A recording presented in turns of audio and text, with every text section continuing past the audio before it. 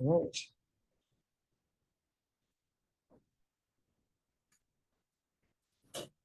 Okay, let's get started. So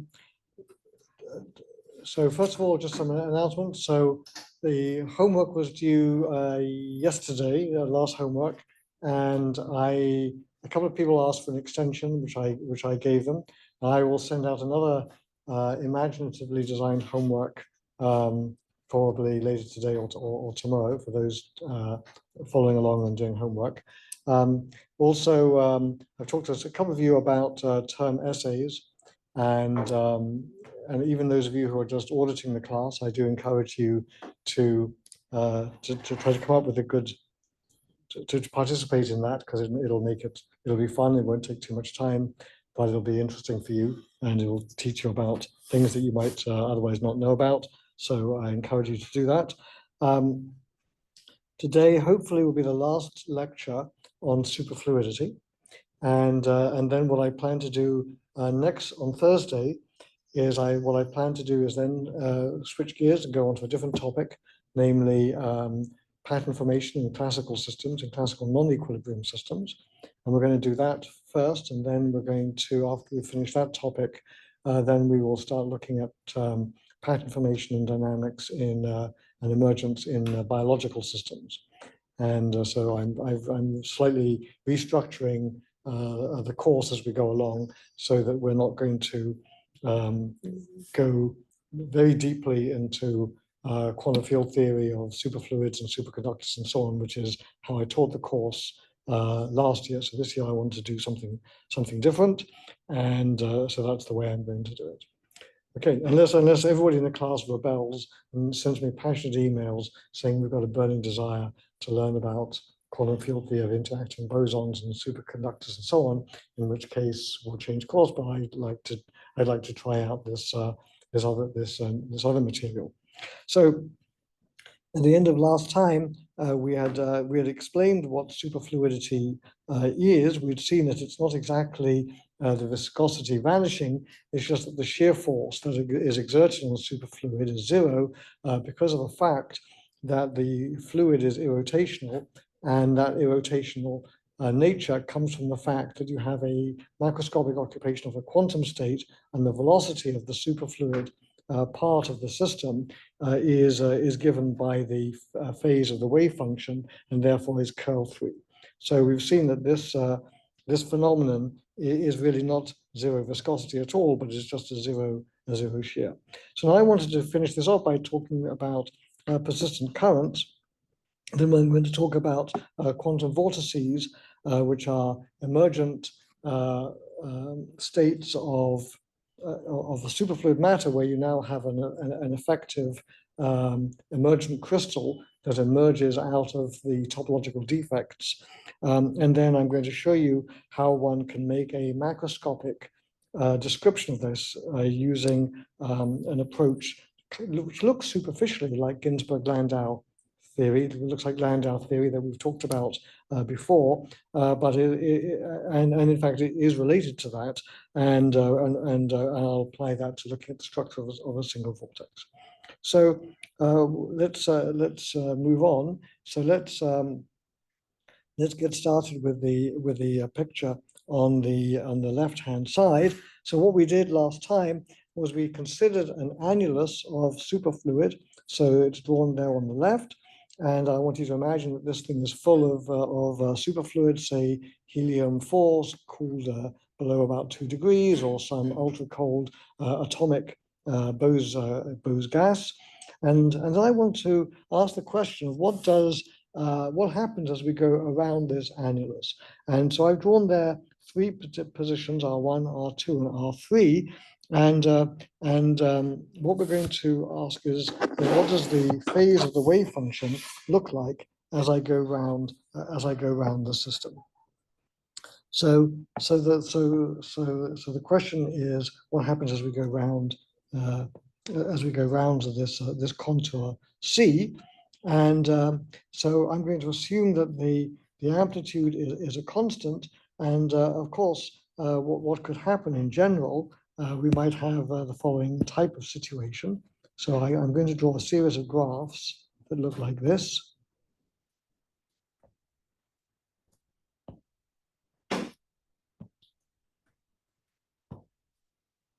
So one of these graphs, this will be for position R1, this will be R2, and this will be R3. And then what I'm going to be drawing on these graphs is the real part of the condensate wave function versus the imaginary part. So I'm drawing the wave function as a complex number in the Argand diagram. So the same thing for these two, imaginary, real, like so. And in general, what you would say is, well, there's going to be a vector that tells you the wave function, its magnitude is fixed, that's just A, and it will have some amplitude that we've been, some phase that we've been calling gamma. And in general, you might say, well, this gamma might actually depend on the position. So I've drawn it sort of like this. So here is gamma going around like so at these different positions. So that's the general picture, but let's just see what are the possibilities.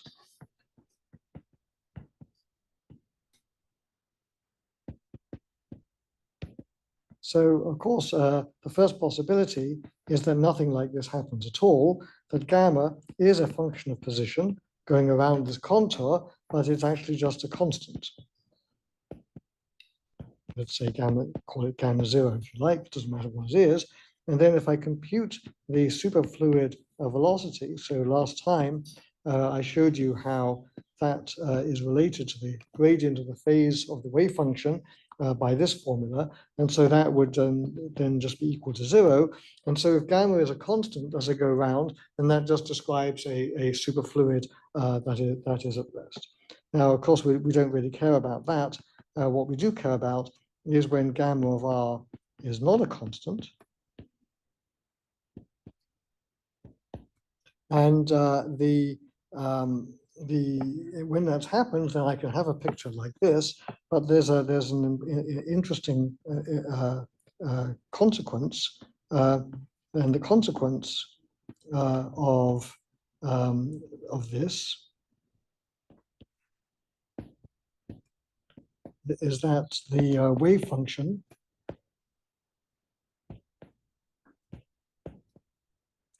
needs to be single valued.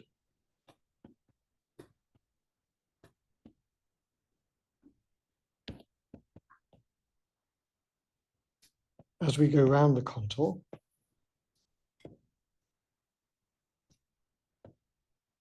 And so as it goes around the contour, what that means is that as I go from say R1 to R2 to R3 and then back to R1, let us say, then the change in the phase has to be a multiple of 2 pi, where n can be 0, plus or minus 1, plus or minus 2, etc., etc. So as long as that's the case, then the wave function will be single valued. And so what that means is that if I now take the line integral around the contour of h bar over m grad gamma dot dr, so I'm taking the line integral of the superfluid velocity around that curve. In fluid mechanics, that quantity would be called the circulation.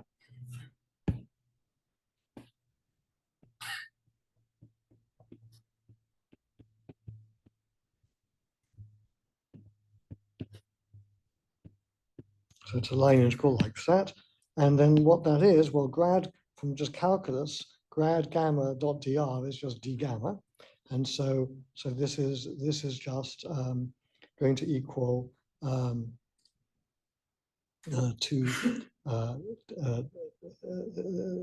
this is going to be, let's write it down like this. It's going to be h bar. Well, it's going to be h bar. Well, let's write it down differently. So what is this going to be? So the contour is of radius r. So this is going to be the velocity times 2 pi times 2 pi r. So that's what it equals. But what is the actual value of it? Well, it's going to be h bar over m, and then the change in gamma going around the curve. And so what that means then is that I've discovered that Vs is going to be h bar over m, 1 over 2 pi times the radius of the curve, and then delta gamma is then 2 pi n, where n is 0 plus or minus 1. So what this then tells me is that the velocity of the fluid, the superfluid velocity, is actually quantized.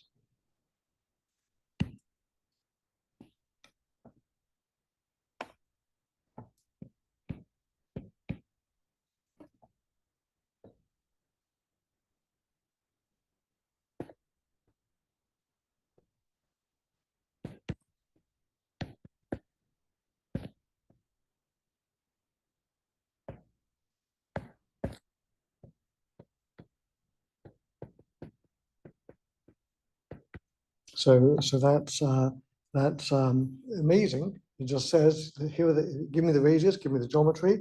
The allowed velocities can't be anything you like. They have to be these particular values, and what that means then is that it is literally quantized. So that implies that you cannot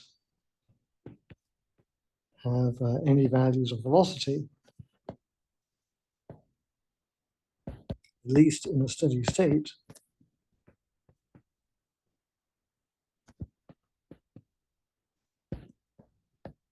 that are not one of the allowed velocities.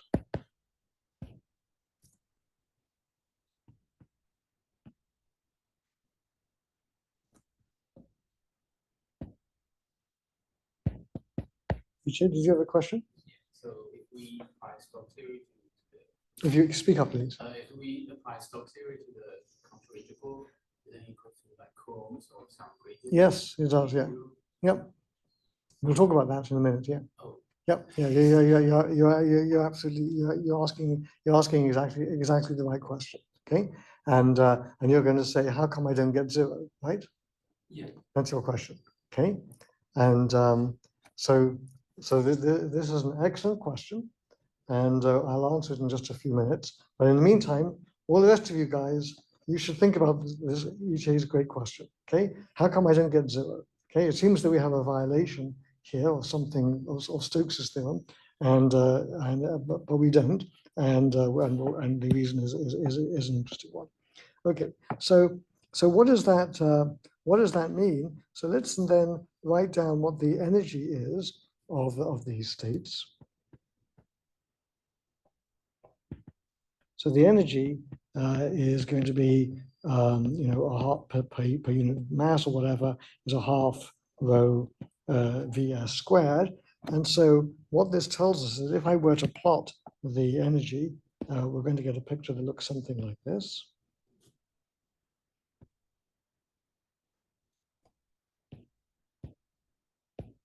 So I'm going to plot along here, n, and then what we would have expected was something that looks like some kind of quadratic.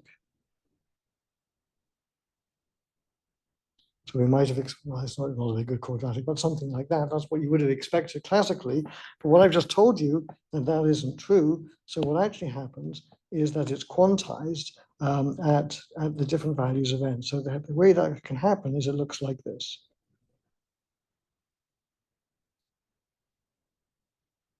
I'm not really drawing it very well. I'll probably screw it up on this side, something like that. And these local minima happen. So this would be, say, n equals 0. This might be n equals 1. This might be n equals 2. This might be n equals minus 1, and so on. Okay. So what's happening? What the way you can understand this is that the system can either be in this state over here, or it can be in this state over here, or it can be in this state over here. But anywhere in between is a state of higher energy, and it will just fall down into the stable state. So these are a sequence of metastable states.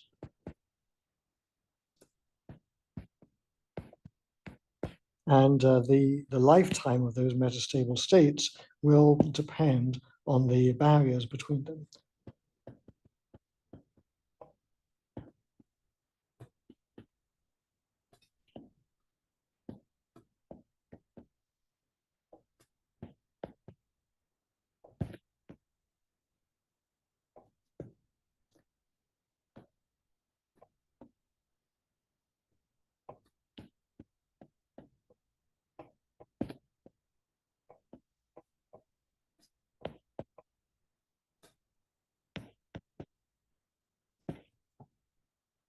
And so what do I mean by the energy barriers? So let's draw an example of an energy barrier. So here is an energy barrier between this state, the n equals 2 state, and the n equals so the n equals 1 state and the n equals 2 state. So if this state n equals 2 were to decay into n equals 1, it would have to be excited over this barrier and then come down like that. And the rate at which you go over the barrier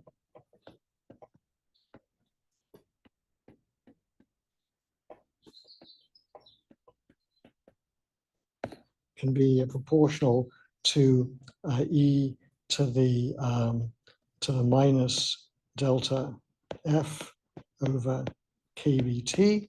So this would be delta F, the change in the free energy, and if that barrier is very high, then the rate of crossing is very small. And in fact, thermally activated crossing could take something like the lifetime of the universe. You might also have quantum tunneling through that, but the quantum tunneling is also very difficult because think about it this way, in order to go from one of these states to another, so in order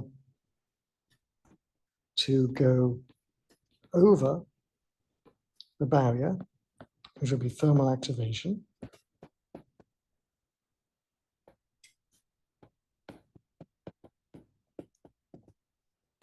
or through the barrier, which would be quantum tunneling.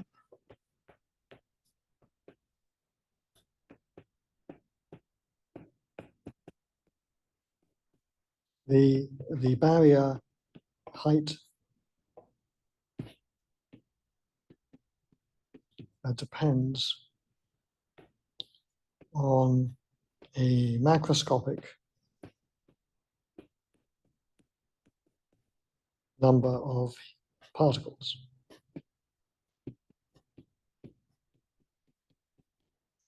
So that means that it's very unlikely. And so in practice, you can get these circulating superfluid persistent currents to keep going for as long as you like. All right, so that's the idea then of persistent currents. So now I want to go back to the question that EJ asked, which is about how did we violate Stokes' theorem? And so to answer that, what I want to talk about now is quantum vortices.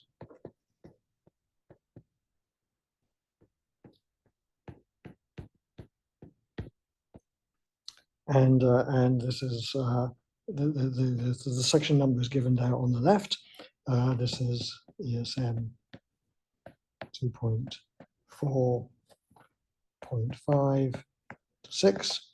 And what I'm going to do in this section is we're going to consider what happens in a not in the annulus geometry, but in just a regular fluid flow. So the goal in this section is the following. So previously we considered an annulus geometry.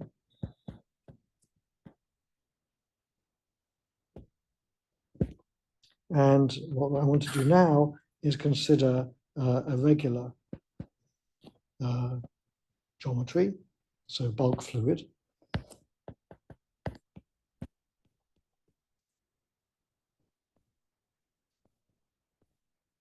And And so, and so what I'm going to show you is the existence of topological excitations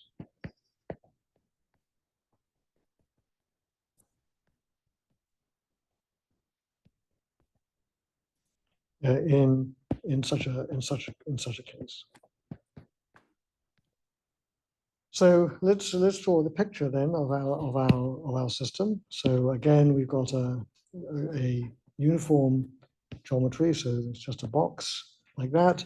The box is full of superfluid, and I'm going to imagine that. So I've got my superfluid like so, and then I'm going to take a contour that goes round in my superfluid like so. So here is my contour C.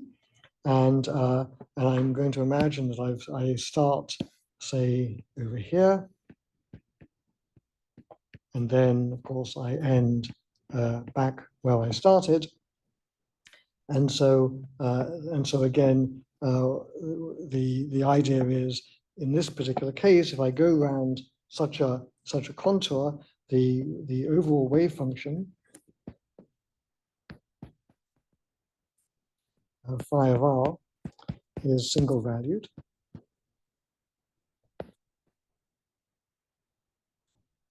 And so that means that phi of the start equals the phi at the end. The ending one is, of course, right by the start. The wave function phi is equal to some amplitude times e to the I gamma, like so. And so that what that means is that that does not mean that the wave function phase at the start equals the wave function at phase the end. Okay, what I wrote there is nonsense. Don't write it down.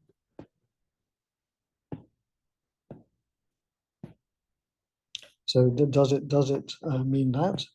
Well, the answer is no. And because of course the phase can be multi-valued, and so what we get actually is that gamma at the start is equal to gamma at the end plus 2 pi n, just as we had before, where n is 0, plus or minus 1, plus or minus 2, and so on and so forth. So that's what the single valueness of the wave function tells me. So if I compute the circulation, then the integral around this closed curve, C of Vs dotted with dr is equal to h bar over m times the change in the phase as I go around this closed curve. And so that is going to then be h bar over m times 2 pi n. So that's the circulation.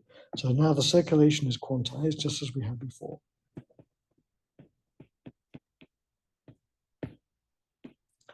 So what?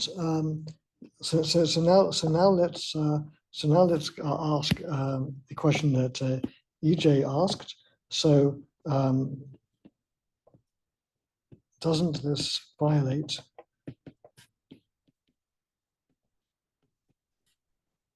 Stokes' theorem?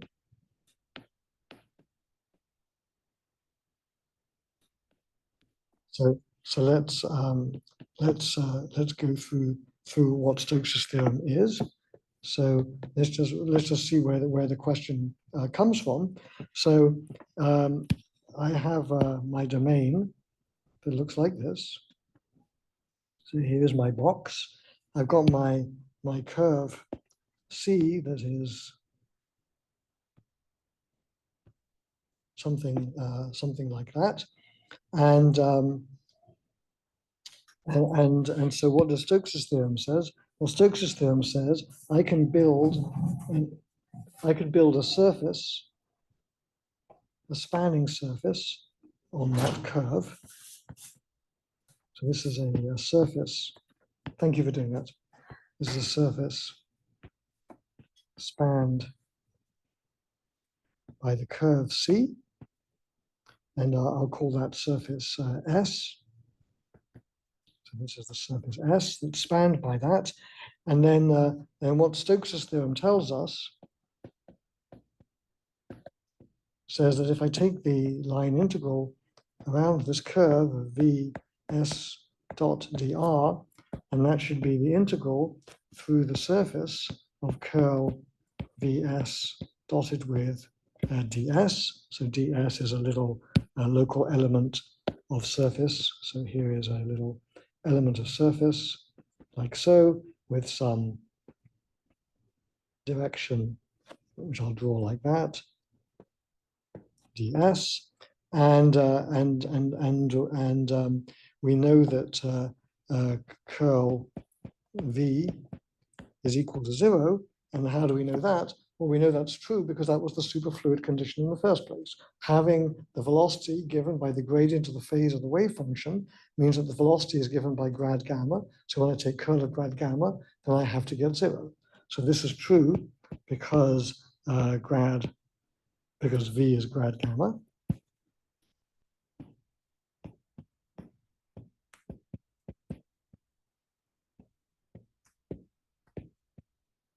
And so Vs is equal to 0. And so that then tells us that the circulation has to be equal to 0, which is like a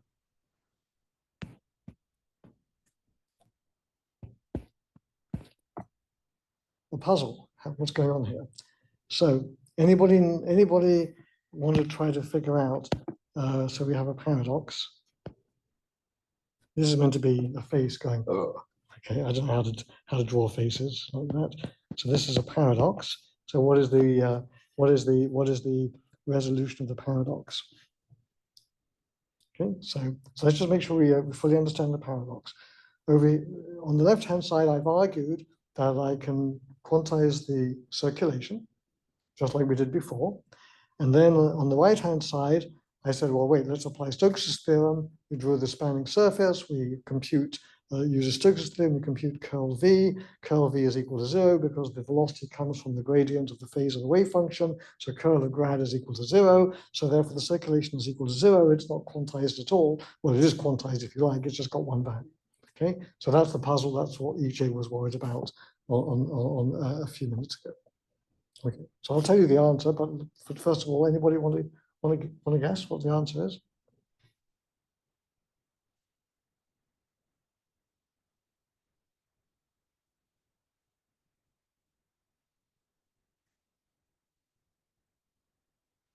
The phase isn't uniform, different.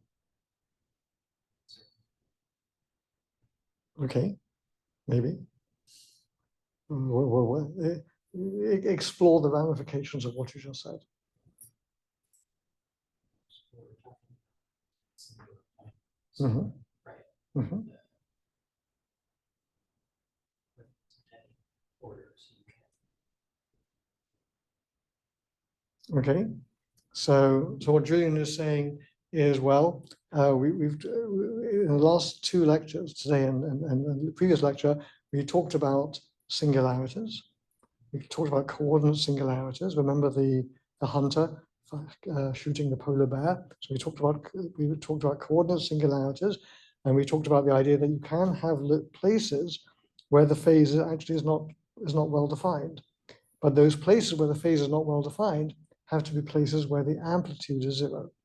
So that you can't really say what the phase is because there's no order parameter there at all. So that's true. What you said is exactly right.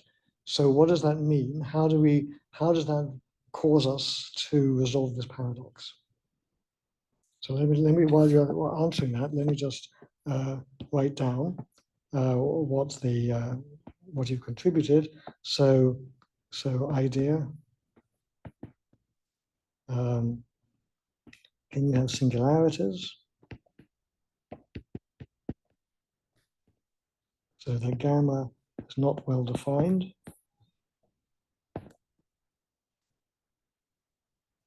That's roughly what you said. Okay. Like the counter integral in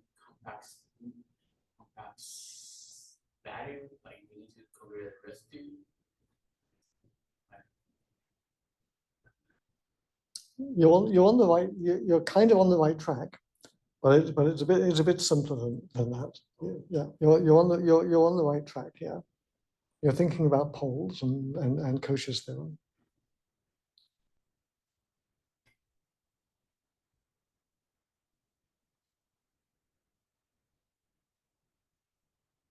Okay, so remember when you were on your mother's knee and you learnt about Stokes's theorem, what was the condition for Stokes's theorem?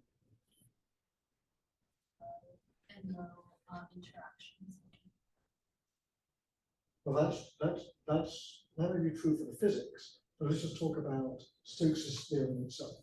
This mathematical theorem, just a mathematical identity. So forget about it, divorced from the physics of the superfluid and stuff like that, just about the mathematical theorem. Okay, remember, physicists always teach mathematics in their mathematical methods courses, but if they do it right, they don't do it with epsilons and deltas like they do in the mathematics department, but if they do it right, they also tell you what are the conditions for the theorem to be true, which the epsilon and delta arguments insulate you from. So what is in the fine print of Stokes's theorem?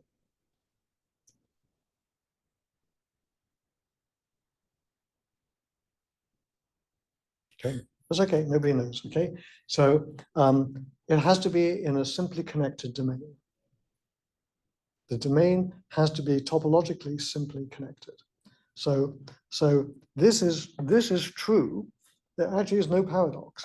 What I wrote up here for the circulation being zero, as I've drawn it here, is absolutely true, unless the domain is not simply connected.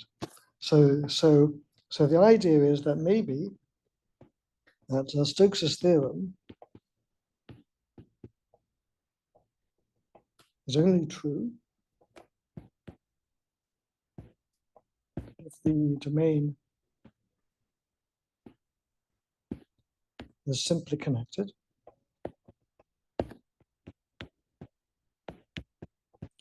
And so then we have to say, well, we've seen two examples here where we violated Stokes's theorem.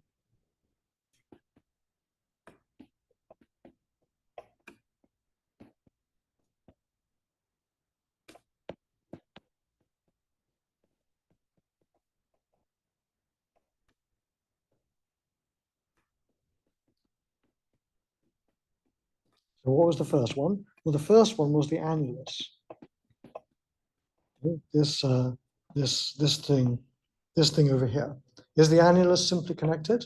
No, it's not. It's got a great big hole right in the middle. Okay, it's a donut. It's not simply connected. Okay, so the annulus, which is just a fancy word for a donut, that is not simply connected.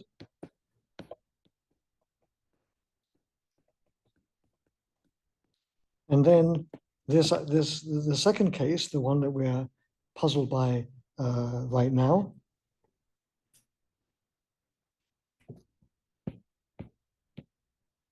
So in this particular case, now it goes back to what Julian asked.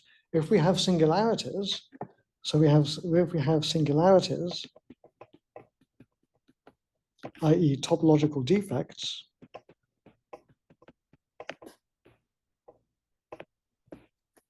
then the amplitude goes to zero at the core of the topological defect.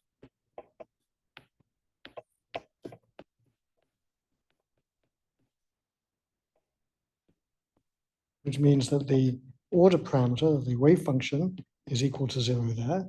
And so the region where the wave function is non-zero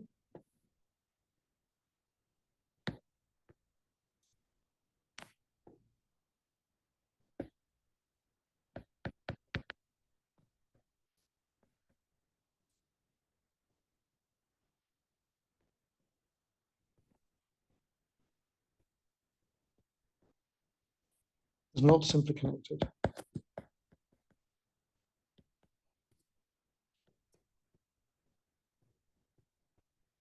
So what that means then is that I can have these states n not equal to 0 for the circulation.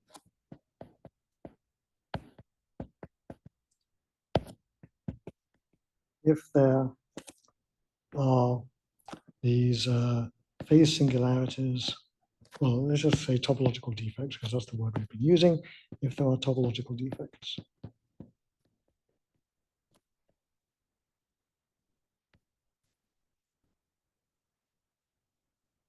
So let me draw an example of an extreme case. So here is our box, and it has some superfluid inside it. But I'm going to draw the core of the topological defect. So let's suppose I'll draw it like this. So this is the core of the topological defect.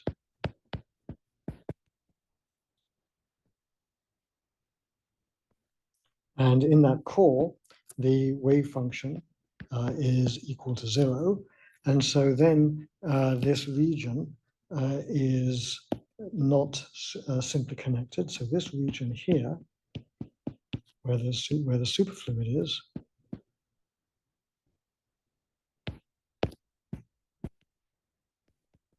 in a region which is not simply connected.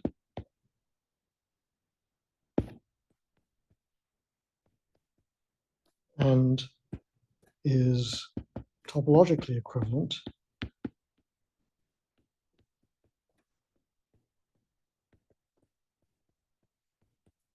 to the annulus. So that is the idea. So if you have such things, then you can have a quantized circulation. So, all right, so now you might want to know, okay, this is fine. So this is some fancy mathematics to do with topology and Stokes' theorem. Where does this actually happen in physics? So now the next question is, can this happen? Can this actually happen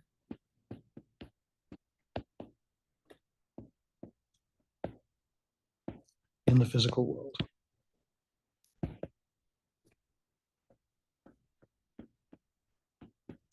The answer is yes. And to answer that question, what we're going to do is we're going to go back in history, and we're going to look at a thing called Osborn's rotating bucket experiment. So the answer is yes. We're going to look at Osborn. He was an experimentalist. Osborn's rotating bucket experiment.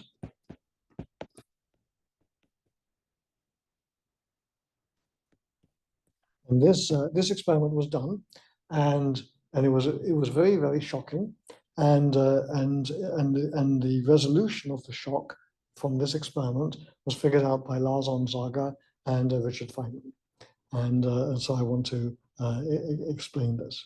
So let's now talk about Osborn's rotating bucket experiment. So Onsager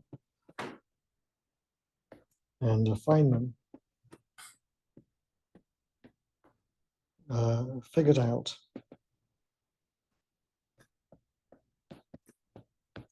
how this situation could emerge.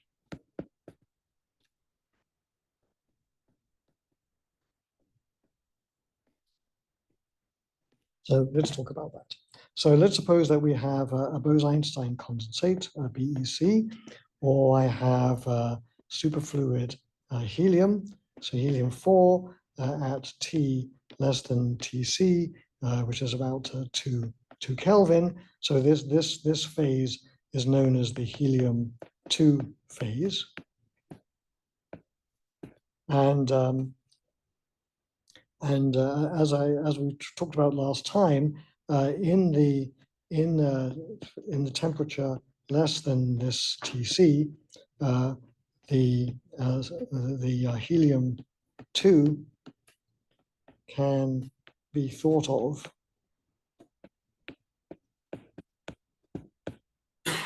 as 2 interpenetrating fluids.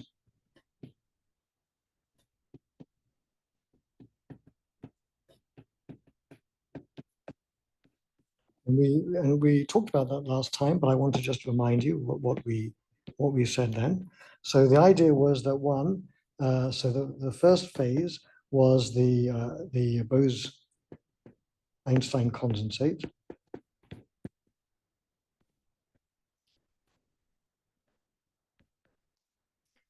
At wave number equals 0. So this is a macroscopic occupation.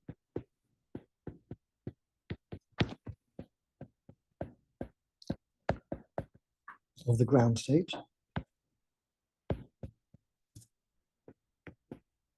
So remember, I've got a fluid. Its energy is kinetic energy, P squared over 2m, h bar squared, K squared over 2m.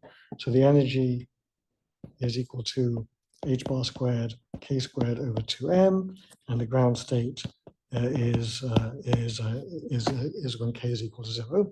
If K is non-zero, the wave number is non-zero, then I have a higher energy state, and so there's the condensate, and then there's the excited states, which have wave number K greater than 0, and these behave. These are in a non-macroscopic occupied state. Macroscopically occupied implies that they just look like a regular fluid. And a more fancy way to say this, which if I was teaching you a full course on quantum fluids, what we would say is a superfluid is two things. It's a condensate at K equals 0, and then there's states that are excited states. Those excited states are particles that have finite momentum. They scatter off each other, and they can be described as collective modes of the system, which we're not going to go through this time, and they're called quasi-particles. So you make collective states of all the atoms. They form quasi-particles. They're not quantum coherent states, but they are states that behave like particles and scatter off each other and have regular viscosity and transfer momentum between them. And so those are the two things, the two characteristics that are in the fluid. And so this corresponds to the normal fluid, so the superfluid that we've talked about up to now, and then the Navier-Stokes fluid, the regular fluid, is just denoted by Vn. So this regular fluid is really created by thermal, it represents thermal excitations above the ground state.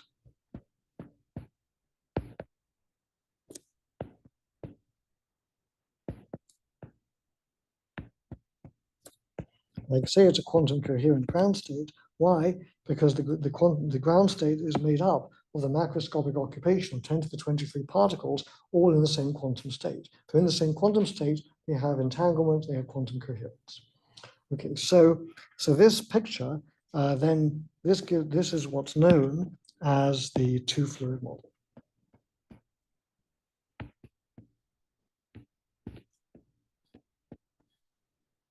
And it's still the cornerstone of a lot of models of superfluid hydrodynamics. Okay, so now we have this. So let's ask the following question. Okay, so this is our picture of what helium is. So now the question is this: what happens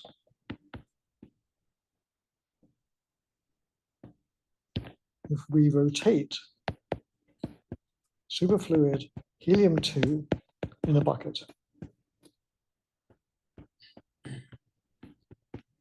So let's see if we can figure out what we would expect.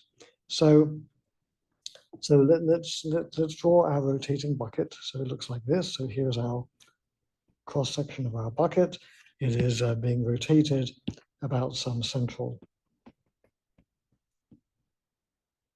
axis like that.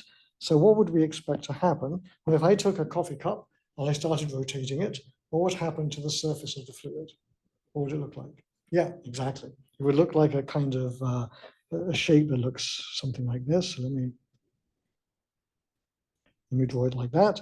So what I would have is I have gravity going down like so. I've got a rotation rate omega, and what I might decide to do is I might say, well, let's look at a radial distance r from this axis of rotation, and I can measure the height of the fluid, the meniscus. So that would be z.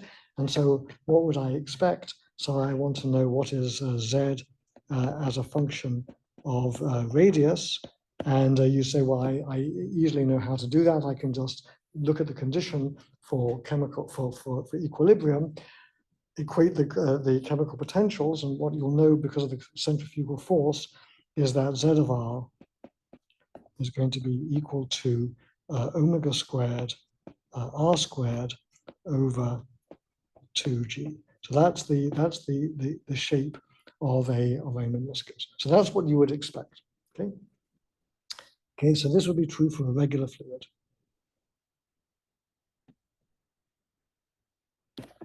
And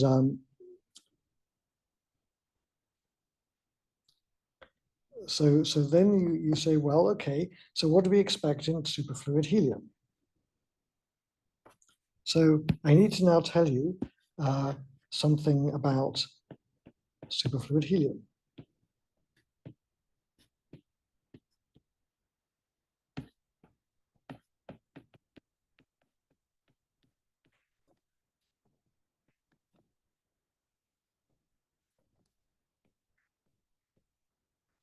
So in superfluid helium, one thing I haven't told you, I told you that we can think of the density of the superfluid. So we can think of the density of helium-2. So we've already talked about the superfluid density or the helicity modulus. So that's rho s. And then there is the density of the normal fluid. So I'll write it down like that. But what I didn't tell you up to now was that these two things are temperature dependent. And why are they temperature dependent? Well, think about it like this. If I'm at absolute zero, all the atoms are going to be in the ground state of the system. So they're all going to be in the superfluid state. As I raise the temperature above absolute zero, what's going to happen? Well, I'm going to get thermal excitations into the excited states. And so there's going to be then a small amount of normal fluid. So what I would expect then is that if I were to, at t equals 0, everything is in the condensate. It's not quite true because there are interactions, but I'm going to ignore that for now. And then as we raise the temperature, we get excitations into the normal fluid.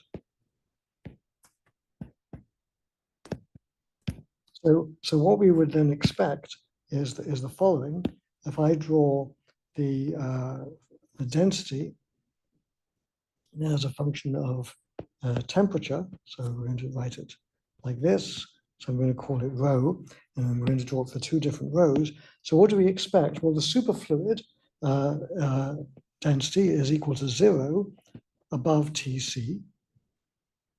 And then below Tc, it goes like that, and eventually goes to the value at absolute 0. On the other hand, the normal fluid, so this yellow one is is rho s. And if I were to draw the normal fluid, what is that going to do? Well, you can figure that out because the normal fluid is going to be rho n plus rho s has to equal rho, which is more or less a constant. So what's going to happen is that this is going to do the opposite of this. So this is going to go something like that. And it's eventually going to go like that. So that's going to be rho n. So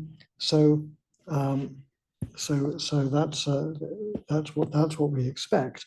So now let's go back to our bucket over here.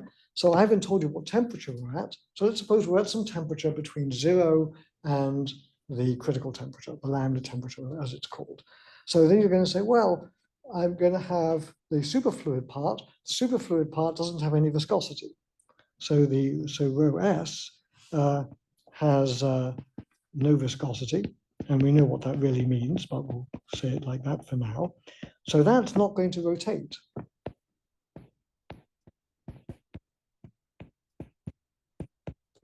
And then the normal fluid will rotate, it's just like a regular fluid. So it's as if then that most of the fluid is superfluid, is not going to rotate, and only the fraction that is normal is going to rotate. So what we would then expect, so then we would say, well, okay, then what's going to happen to the shape of the meniscus? Well, only a fraction of rho n over rho is actually rotating.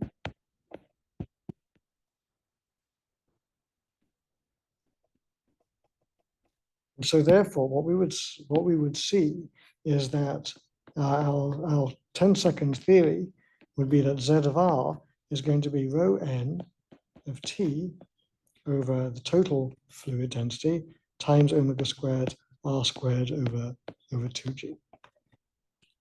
And that's the prediction. Okay, so you go and do the experiment. And basically what you find, this is basically not true. Now, I'm not going to go into all the details of this. So when I say it's basically not correct, there's a lot I could tell you about exactly what is not correct, but basically it's not true. What you see instead is that the superfluid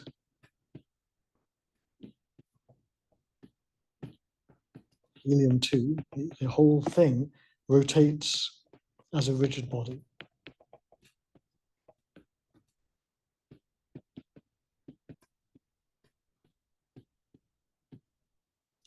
And so the rho n over rho factor is basically 1. Not exactly, but for high enough rotation rates, it's basically equal to 1, or very close to 1. And so this is like, oh no, another head-scratching paradox, and we need to figure out why that is so. So how is this paradox resolved? So let's just go through again what the paradox is again. So this is a paradox. And let me show you the paradox in a different way. So it's rotating as a rigid body. So if I've got a rigid body rotating at omega, then what is the velocity going to be? So the velocity, a distance r from the axis is just given by v is equal to omega cross r. And now if I take the curl of v, so now I've got the curl of a curl, so you use your knowledge about tensor calculus, and you can do this very quickly in your head. And so curl v is then going to equal to omega, and that is definitely not equal to 0. And so this is, there's nothing wrong with this for the rigid body rotation, but if v is actually the Vs of the superfluid,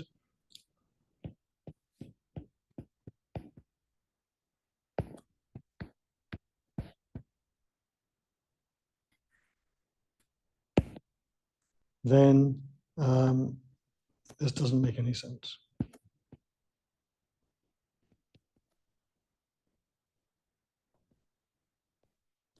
Because curl Vs has to equal 0. So now I've already told you how you get around this. Okay, how you get around it is that you form, so the resolution that Gonzaga and Feynman came up with, they said, aha, okay, well, what it must look like if I look at it from above,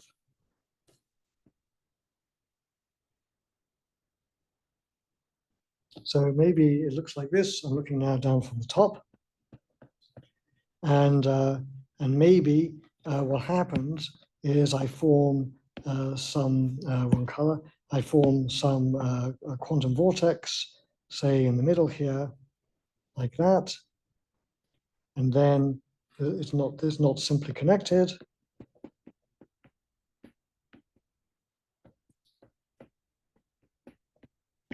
Or maybe it's something like this.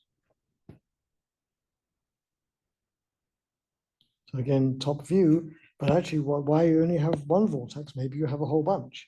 So let's just draw a bunch of these things.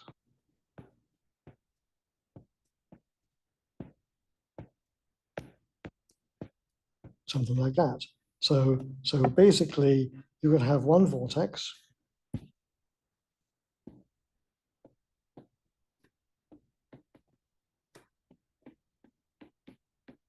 Or here you can have a whole bunch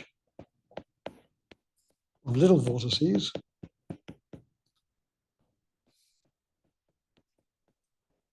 And you might imagine that the vortices actually interact with each other, which they do, I'll show you in a second. And because they interact with each other, they actually form a lattice, a regular array. So this is a bunch of little vortices forming a periodic lattice.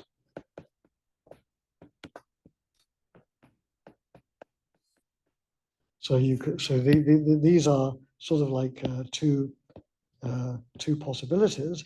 And actually what you actually see, at least for most rotation rates, is you see this. You can also see the one on the left at very low rotation rates. And in fact, you can even calculate what is the rotation rate that you need in order to actually not see a quantum vortex at all. And the answer is about, if the period of the rotation is about 30 minutes, then what will happen is that you won't see any vortices and you won't get this rigid body rotation. But if your speed of rotation is bigger than a period of 1/30 minutes, then basically you will start to see a single vortex and then multiple vortices occur, forming a lattice like that. So that is that is what happens. And so the resolution then is that you form quantum vortices. Quantum vortices spontaneously form.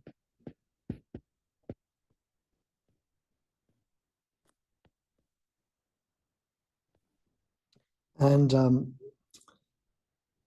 so now let's ask a question. This looks like a two-dimensional picture. So far we've talked about, say, a complex number, the wave function having a singularity. Now we have a three-dimensional bucket here. What does a three-dimensional bucket look like? So now the next question is, what do the quantum vortices look like in the bucket?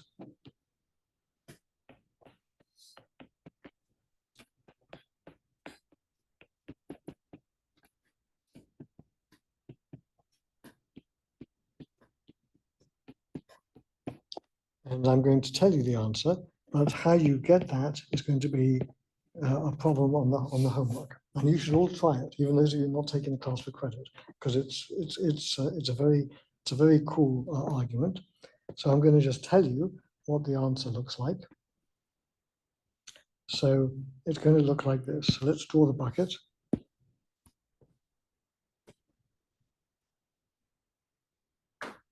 Like so. And then here is the axis of rotation. And I'm rotating around like that. And then I have a meniscus. It looks like some sort of parabola like that. And then what is happening is that I'm getting quantum vortex lines to form like this. I'm sort of just drawing these things impressionistically. So actually the topological defects are quantum vortex lines. And why they're lines, you have to figure out quantum vortex topological defects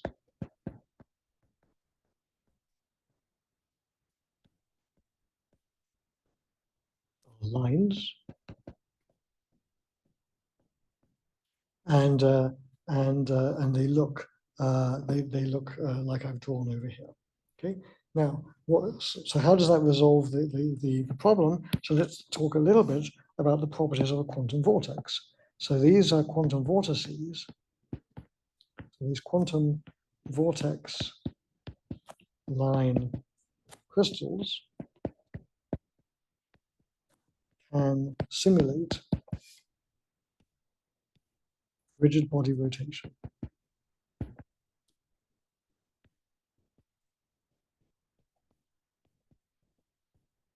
So let's see how.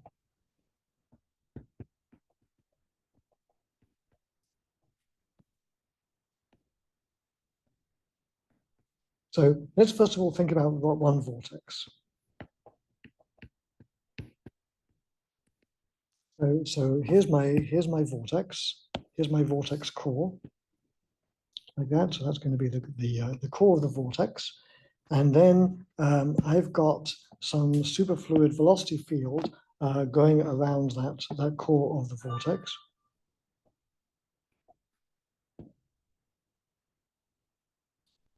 So let's suppose I take a contour around the vortex core like that.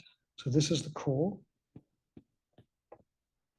And then I'm going to imagine that I have a the radius r like so, and then I have the superfluid velocity going around like that. So what I know is that if I take the line integral around this contour going around the core of the vortex of Vs dotted with dr, so that integral is going to be 2 pi r times the superfluid velocity as a function of r, and that has to equal 2 pi n times h bar over m, or if you like, n times h without the h bar over m. And so then what that tells you is that the superfluid velocity has magnitude n h over m, 1 over 2 pi r, where n can be 0, which it's not in this case, or plus or minus 1, plus or minus 2, and so on and so forth. So since we know we have a vortex, we don't have the zeroth solution like that. And then this is a vector that is going around in the azimuthal direction. So I'll just denote that as theta hat. So that's the velocity field around one quantum vortex line. So what it says is if I have a quantum vortex line over here, I go over here, I see that the velocity field goes down by a factor 1 over r. Okay? So that's what we just derived. Now let's imagine that I have an array of these things for reasons that we don't know. So now let's suppose now that I have multiple vortex lines. So that's one vortex. Now let's look at multiple vortices.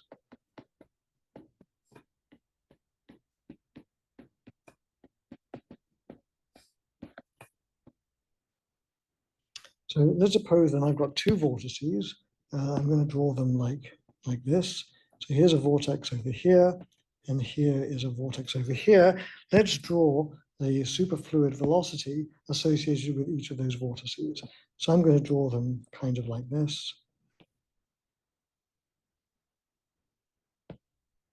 So there's the ones for that, and I'm going to draw the one for the one underneath. So it looks kind of like that, kind of bent. So let me put the arrows on it. So they're both going round in the same direction. So this one is going like that.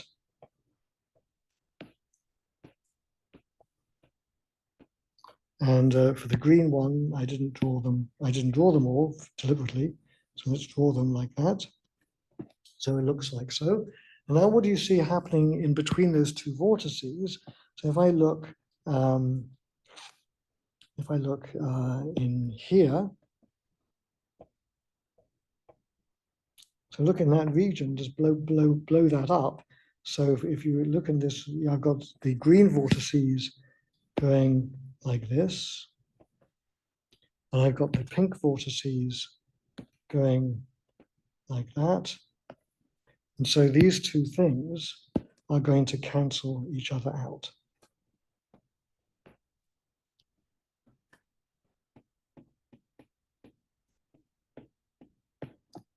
So what that means is that if I go and look at the full, if I look at my full bucket from above, so here's my bucket. And it's rotating like that. If I've got an array of these vortex lines, and I'm not going to be able to draw them very well, so it's not going to really work the way I'm drawing it, but use your imagination. So I've got my vortex lines like that. And now if I imagine what the velocity field is going to look like, well, what's going to happen is everything is going to cancel out. And so in effect, what I'm going to end up with is that the superfluid is actually going to go round like so, and it's going to emulate rigid body rotation. So the array of quantum vortex lines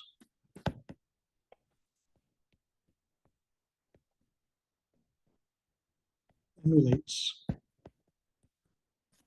rigid body rotation of the superfluid. You might ask yourself, well, how does the superfluid even start moving? Okay, well, I've got the normal fluid and I've got the superfluid. I've talked about these two things in the two fluid model as if it makes sense. Okay, actually it doesn't make sense. Okay, it's completely wrong. Okay, why is it completely wrong? Well, it's wrong for the following reason. So let's ask the question, how do the vortices move in the first place?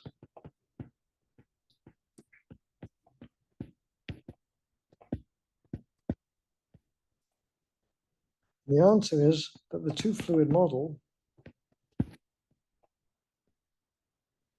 is, as they say in Russian, not quite correct.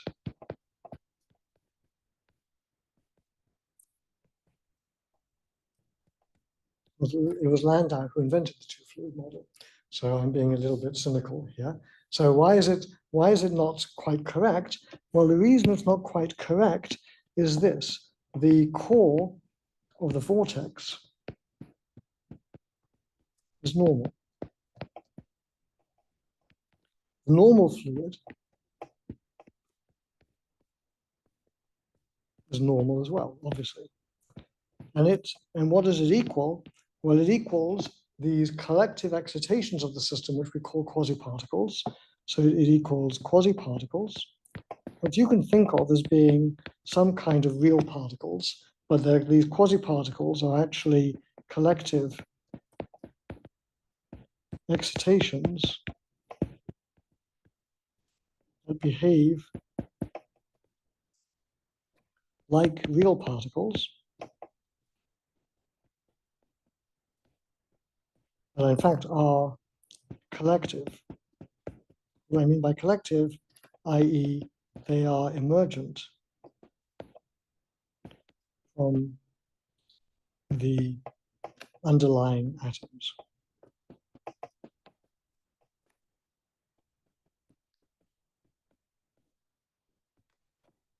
And if you want me to prove this to you, I can. It's like a week and a half's worth of lectures, and it's super cool, it's super fun, but for this course, I'm not going to do it. So what I do is I get through the pattern formation and the biology part. If I still have time at the end, I might come back to do this and show you this if the class wants to do it. It's fantastic. It is absolutely amazing how this works. So these quasi-particles, what happens is these quasi-particles, they scatter off the core of the quantum vortices.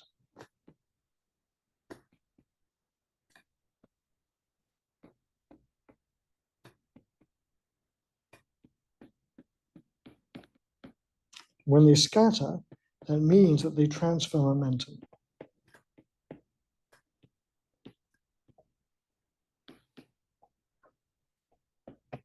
And that's the thing that allows these things to move.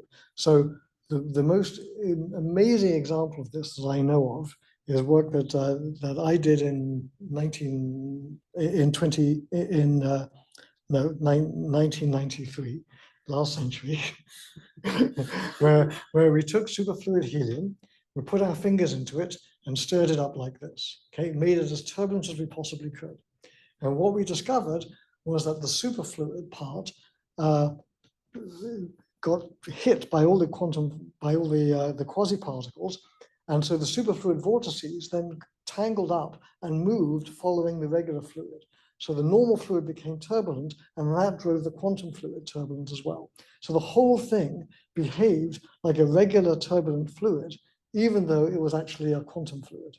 Okay, this is amazing, and we were actually able to observe the decay of superfluidity and measure a whole bunch of things about turbulence that had never been measured before, because nobody had the tools to do it in a regular fluid, but we could do it in a quantum fluid, and it all relied on this mechanism. Okay, so that's how superfluids rotate, and that's the resolution of the paradox. All right, so. Okay, so there's obviously you know that this is a subject that I think is really super cool and could talk to you for hours and end about it, but we're not going to do that. So what am I going to talk about next? I've forgotten. Let me go back to the, I'm going to talk to you about, I want to talk to you about the Gross-Pitievsky equation. Okay, so let's end with that. Let me go and find my notes.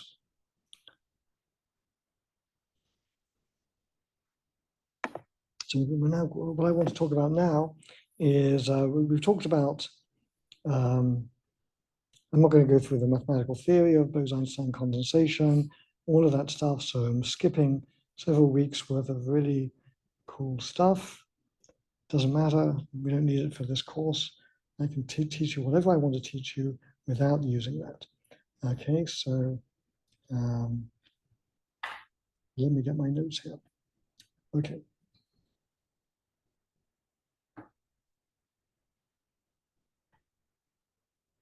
Okay, so now I want to talk about a new topic.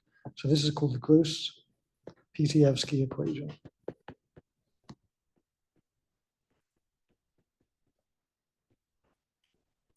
Okay, so never mind the fancy name. What are we going to do? In this course, we've emphasized the top-down description of matter. Okay, everything we're doing is we're looking at very complicated things, and we're saying, I don't care what it's made of. I'm going to guess its properties based on symmetry, conservation laws, analyticity, general principles, and I claim that I can understand matter without needing to know what it's made of. Okay, so can we apply that idea to superfluids? So the question, so our goal here is, can we apply a phenomenological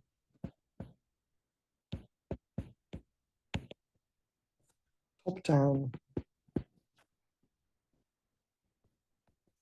perspective on superfluidity? So that's the question. And the answer, of course, is yes, we can. And so we've already got all the tools for that. So I'm going to show you that we can. So the answer is yes. And so let me give you a very quick and dirty way to think about it. So here is the idea. So let's suppose I have a macroscopic wave function.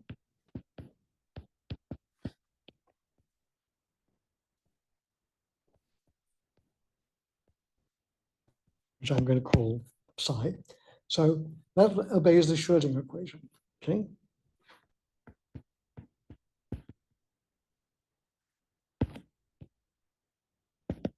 So I h bar d by dt of psi is equal to minus h bar squared over 2m del squared psi plus the potential times psi.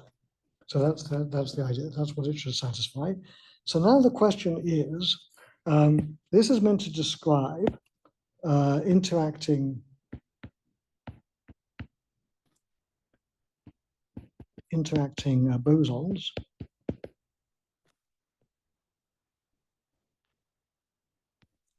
So what is the potential?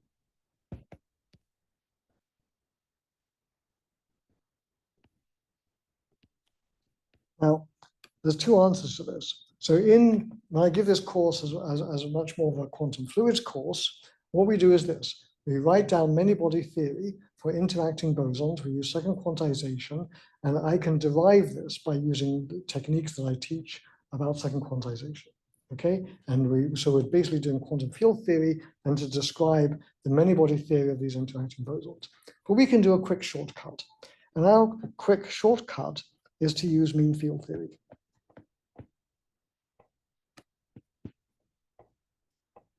So our mean field theory, we're going to say the following.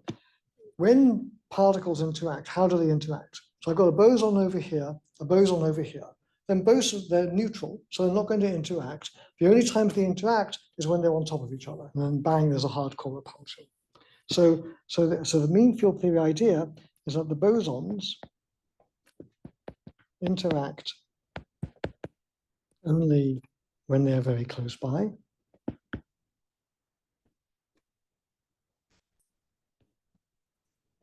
Very close, through some hardcore repulsion.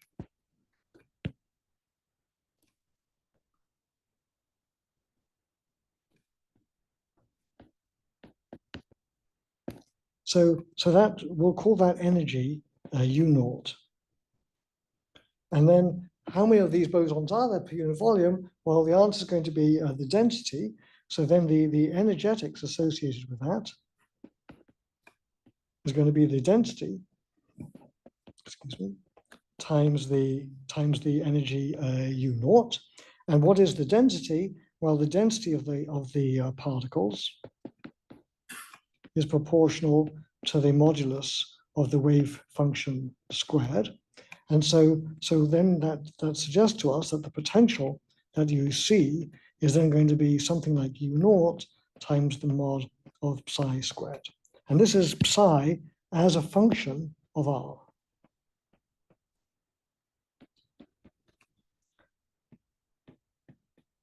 And so then what's going to happen is then if I plug that into the Schrödinger equation, then what I end up with is the equation IH bar d by dt of psi is equal to minus h bar squared over 2m del squared psi plus U naught psi squared psi.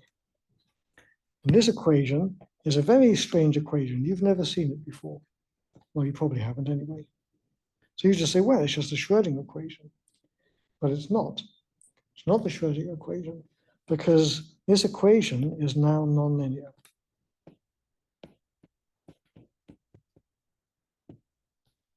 So guess what this equation's name is? It's a very imaginative name. It shows you how creative theoretical physicists are. This equation is called the nonlinear Schrödinger equation.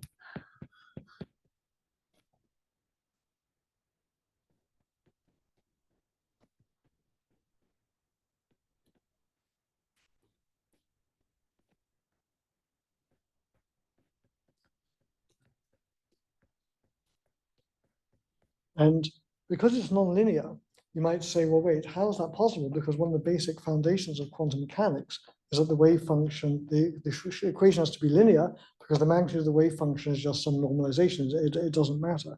So this psi here, this psi in this equation only describes the condensate, and it only describes the condensate at zero temperature. We're only looking at zero temperature. You know we're only at zero temperature because I've got IH bar d psi by dt. I'm solving Schrödinger's equation. When you're doing quantum mechanics, That's a course I don't usually teach. Why? Because I like doing statistical mechanics. In statistical mechanics, there's a non-zero temperature. Okay, that makes it much more interesting. Zero temperature, there's no temperature. It's just quantum mechanics. It's too simple. So this only describes the quantum system at zero temperature, although people like to try to apply it above zero temperature. And so this is not describing the full wave function, but just the condensate itself. And you might say, well, everything is bound to be in the condensate at zero temperature, but that's not true, because the atoms have repulsive interactions, and so some of the particles are still in excited states, even at zero temperature. Okay. So that's what this describes. So this is so I'm nearly finished. So this is a mean field theory.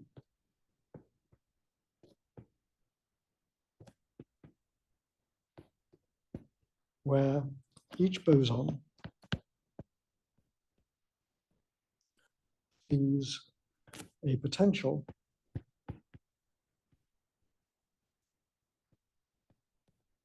created by all the other bosons.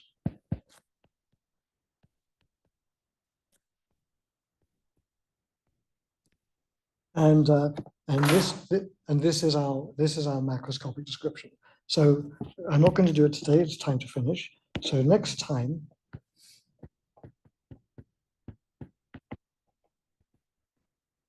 we will use this macroscopic description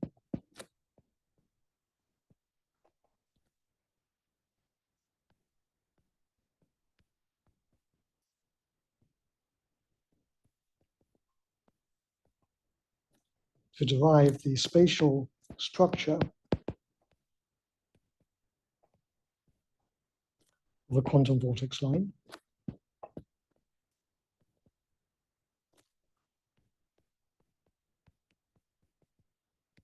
And probably in the homework, I have to decide if I'm going to do this, or if I'm going to do it, I'll make it an optional question. It's really amazing. You can use this differential equation to calculate the excitation spectrum of a superfluid. Okay, and so this is actually a shortcut to doing the whole calculation that you would otherwise do using quantum field theory and many body theory. So the homework is we'll derive the excitation spectrum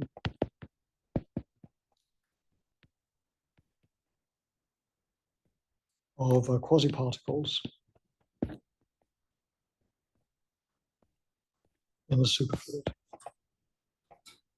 Okay, so that's that. Come in. So that's that.